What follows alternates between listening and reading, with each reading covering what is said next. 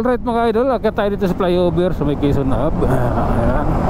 Maluwag naman dito. Ayan, kahit pa paano nakakatakbo tayo ng 50. Ayan. Yeah. May minor tayo siyempre. Mayroong lugar na kailangan natin mag-minor mga idol, dahil maraming bukol-bukol. Ayan. Ingay ng tambutso mo, yung motor mo 160cc lang naman. Kunyeta na yan. Sino nagkapit ng muffler niyan?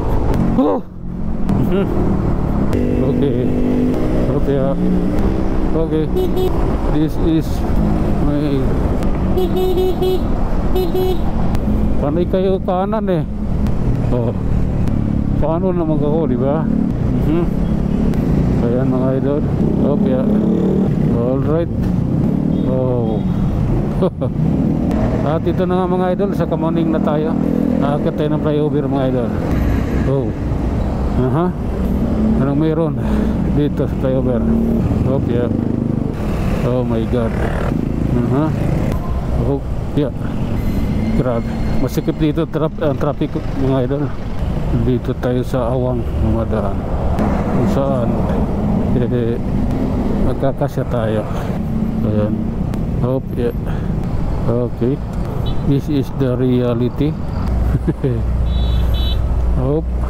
Try lang mga idol. Ganun lang, bigayan lang sa daan. Pareho naman tayo motorista eh. Ganun talaga, bigayan lang. Ayan, pababa na tayo. Grabe traffic dito sa may Qmart mga idol. Hanggang doon na yan sa Minabi nyo, hanggang Ortigas pa. Traffic na yan. Ayun, parang dagat ang kalsada. At ayun na nga mga idol, andito na naman tayo. Kumusta na Luzon, Visayas, Mindanao? Kumusta na mga kababayan? Ano na nangyayari sa bansa natin? Patuloy tayong ginagago sa administrasyon na ito. Payag ba kayong lagi nilang ganon? Baguhin naman natin ang lagay ng ating panahon at politika. Kailangan nating lumaban at magkikipaglaban para sa bansang Pilipinas. Payag ba kayo? Masyado tayong inaano ng ano na to. Pangyayaring ito, ginagago tayo ng administrasyon. Hindi sinasabi sa atin yung katotohanan. Hindi nagbabalita yung mga TV station ng tama. At higit sa lahat, yung political survey, dinadaya rin tayo. Ano ba? Bakit ganon? Papayag na lang ba tayo sa ganon? Wala sa ayos na yung mga political survey ngayon. Iba na yung lumalabas. Magkano ang lagayan? Siyempre milyon yan. Hindi naman nagsurvey ng 2 milyon lang, diba? Kaya it's the time na kailangan na siguro magbago ang bansang ito. Survey pa nga lang, ginagago na tayo eh. Paano pa yung iba? Diba? Kailangan na natin ayusin yan. Kailangan nang magbago. Nakuha ako. Hindi ko magalaw dito. Wow. Ayan. Patuloy natin ito mga idol. Okay. Pangit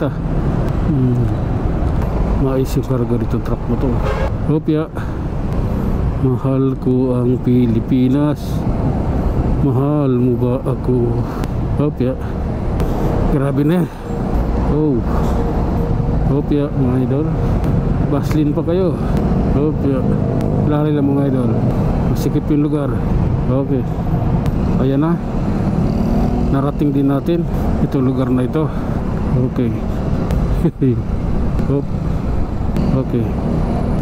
This is the reality of life. Pababa na tayo dito sa Tuwason mga idol. Ilalim na ng Tuwason ko. Ayan. Tayo. The life is so good. Okay, binabi nyo na tayo mga idol. Narating na natin